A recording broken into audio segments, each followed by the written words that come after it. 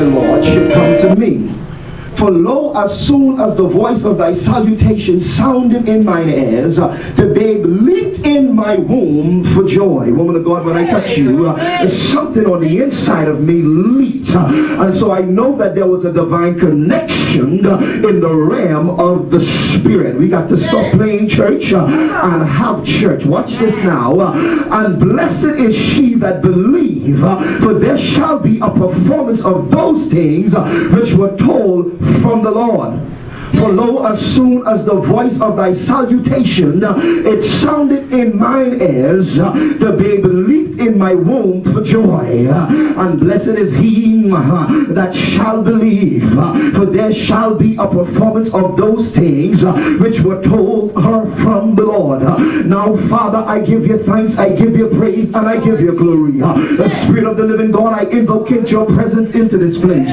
Father God, I lift up the pew before you right now. From the back of the pew to the top of the pulpit, cover us with your Shekinah glory of manifested presence. Father God, you're the potter, I'm but merely the clay. Let me, fill me, shape me, and use me all to the honor and the glory of God. You are Okoba Shande.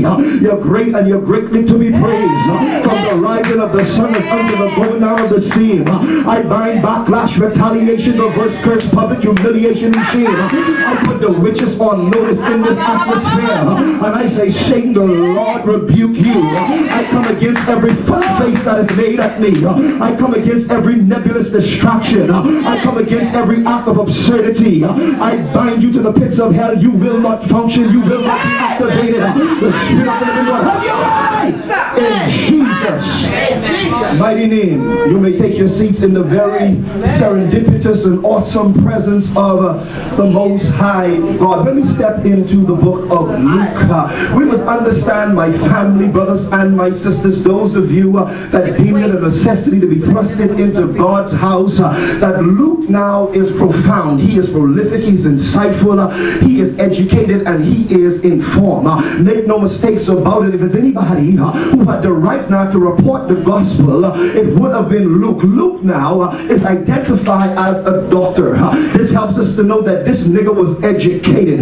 This helps us to know that this man of God was informed. This helps us to understand that he had a word that was down on the inside of him, and even though he finds himself caught between two extremes, at one point in his ministry he's in awe about Jesus, but if you follow him a little bit, you understand now that when God was taken up, because he was manifested in the flesh, he was seen now, a great God in the realm of the Spirit, and he was connected now to the angels in the heavenlies. A great God. God would never abandon you. He would never forsake you. He would never leave you. In other words, when one situation ends, my brothers and my sisters, ladies who are in this place, you got to realize that God now is on the end of the timeline, and he's about to begin something new in your life.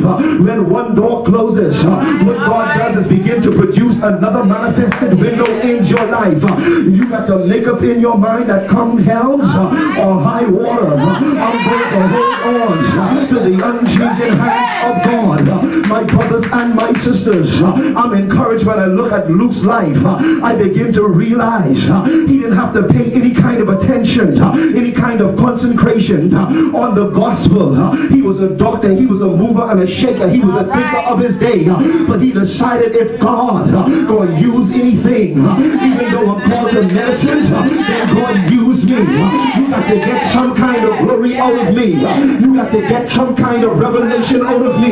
Father God, here I am. You can use anything, then God begin to use me. I feel like preaching the power of the Holy Ghost. So one of the things you got to understand is the availability of Luke. One of the things you got to understand is the fact now that he was humble. It takes humility to strip, oh great God, your carnal garments.